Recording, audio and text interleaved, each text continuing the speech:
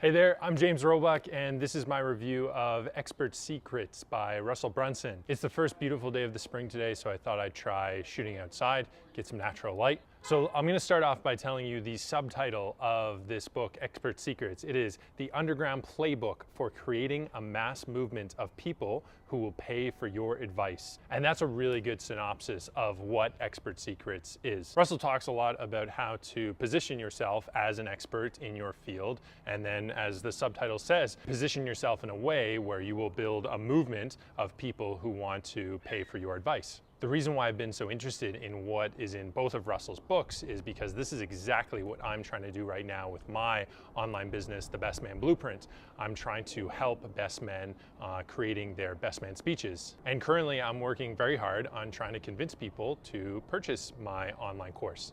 So there's a lot of good stuff in this book, but I'm going to go over one thing, and that is something called false belief pattern. So Russell says that we all create these belief systems that support our decisions. We start doing this as soon as we're born, and these belief systems are the foundation for our lives. In fact, we create these belief systems in order to keep us safe and safeguard our status. Russell talks a lot about when people make any decision in life, whether it's to buy something or anything else, it all has to do with status, how we perceive ourselves and how others will perceive us.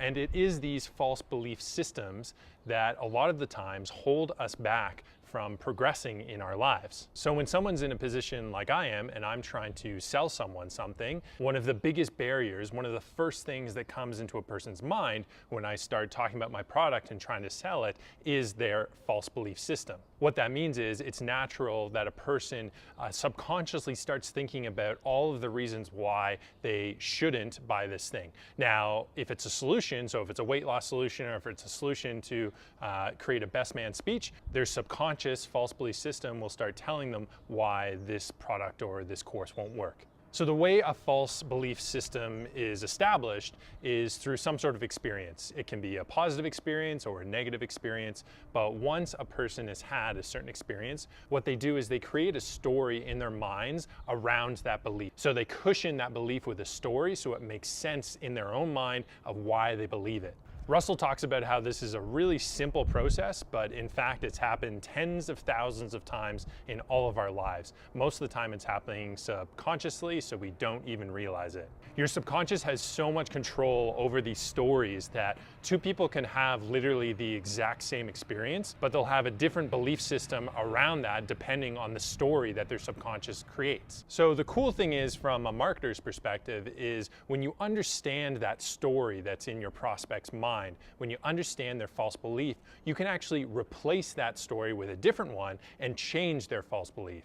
For example, let's say we're trying to sell a weight loss program. A false belief that could be really common for someone who's tried to lose weight in the past but has failed is that if I try to lose weight, I'm going to be miserable. Next, what we try to figure out is what experience is actually linked to that false belief.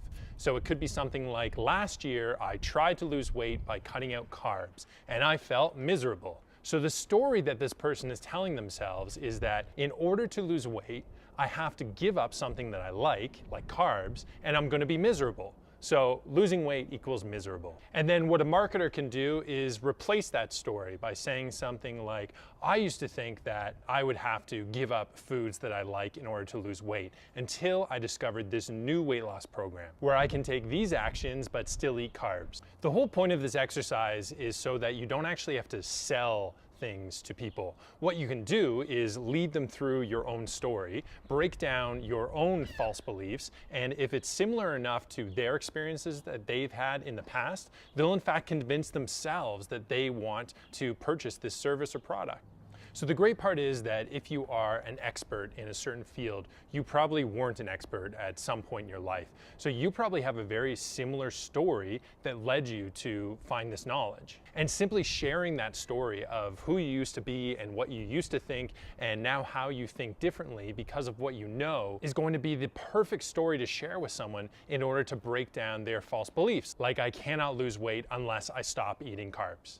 The final part of your story is something called an epiphany bridge. So you came to some realization, or you had a friendly stranger who taught you something, but either way, you found what the secret was. You found what the alternative was to everything they've tried in the past.